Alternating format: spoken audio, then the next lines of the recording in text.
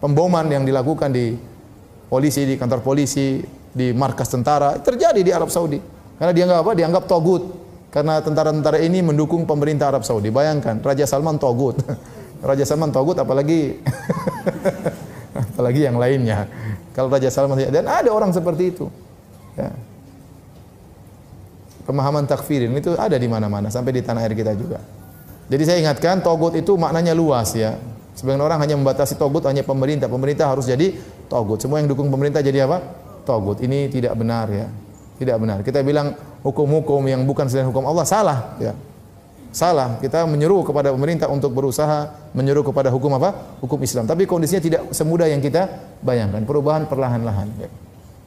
Makanya Nabi Yusuf alaihissalam waktu masuk dalam kerajaan Mesir, Nabi Yusuf jadi menteri waktu itu. Rajanya musyrik. Rajanya musyrik. Makanya begitu Nabi Yusuf meninggal dunia, langsung Bani Israel dijadikan budak. Waktu Nabi Yusuf masih hidup, Bani Israel dihormati oleh sang raja karena mereka tahu kedudukan Nabi Yusuf alaihissalam. Makanya Nabi waktu orang mukmin dari keluarga Firaun yang masuk Islam di zaman Nabi Musa, dia berkata, "Wa laqad ja'akum Yusufu min qablu bil bayyinati famaziltum fi syakki mimma ja'akum bih hatta idza halaka qultum lan yab'atsallahu ba'di rasula." Kata orang Firaun, mukmin Firaun, dia masuk Islam tapi dia enggak berani menampakkan Islamnya. Bayangkan, dia tidak berani berhukum dengan hukum Allah. Wa qala rajulun mu'minun min ali fir'auna yaktumu imanahu. Kata Allah, berkatalah seorang lelaki mukmin dari keluarga Firaun, dia sembunyikan imannya. Tidak berani dia menampakkan imannya. Kalau dia nampakkan imannya dibunuh oleh siapa? Firaun. Dia tidak berani menampakkan salatnya. Dia tidak berani. Apa kita bilang kafir? Tidak kafir. Allah mengatakan dia mukmin. Kenapa? Kondisinya tidak memungkinkan. Ya. Tidak memungkinkan. Ya. Jadi tidak semua orang yang tidak berhukum hukum Allah kemudian kita katakan apa? Otomatis kafir. Ya. Kata dia, "Walaqad ja'akum Yusufu min qablu bil bayyinat." Sungguh Yusuf telah datang kepada kalian wahai orang-orang Mesir sebelumnya dengan dalil-dalil yang nyata. Famaziltum fi syakki mimma ja'akum bih. Sementara kalian sejak dahulu ragu dengan apa yang dibawa. Ya, kalian tidak beriman. Sampai sekarang kalian tidak beriman.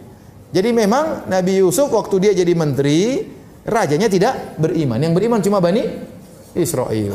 Nabi Yusuf sudah masuk, kalau bahasa kita sudah masuk di parlemen, namun dia tidak bisa merubah apa? Semua hukum. Dia tidak bisa merubah semua hukum.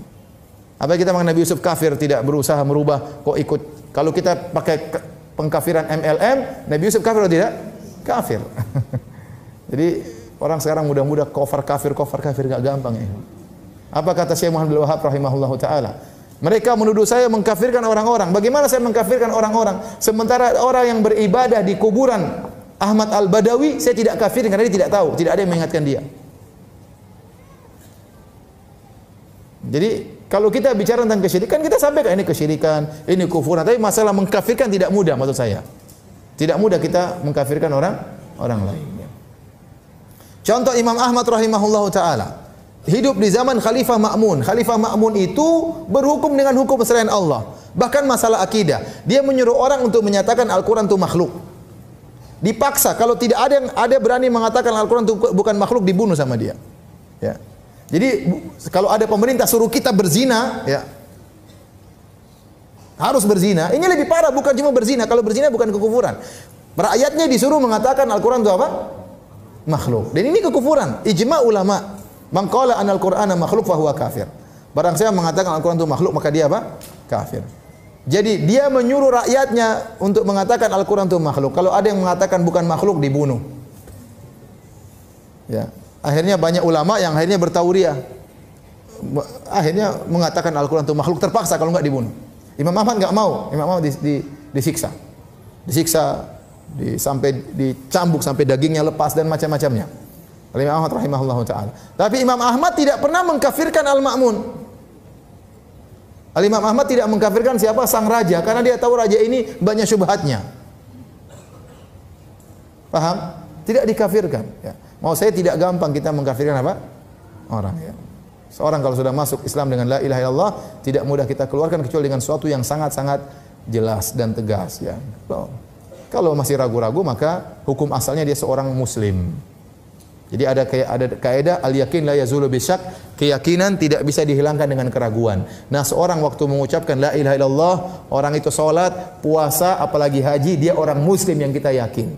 Tidak boleh kita keluarkan dari Islam menuju kekufuran kecuali dengan keyakinan pula. Contohnya dia mencela agama, contohnya dia menginjak Al-Quran, contohnya dia merubah agamanya, baru kita bilang dia kafir. Selama masih ragu, maka tidak bisa kita kafirkan dia. Bisa jadi terjerumus dalam kesyirikan, tapi banyak syubhat di sekitar dia. Tadi kata Imam Muhammad bin Wahab, kita tidak mengkafirkan orang yang beribadah di kuburan Ahmad Badawi, kuburan orang soleh, karena kejahilannya dan tidak ada orang yang peringatkannya. Bagaimana kita mengkafirkan semua orang?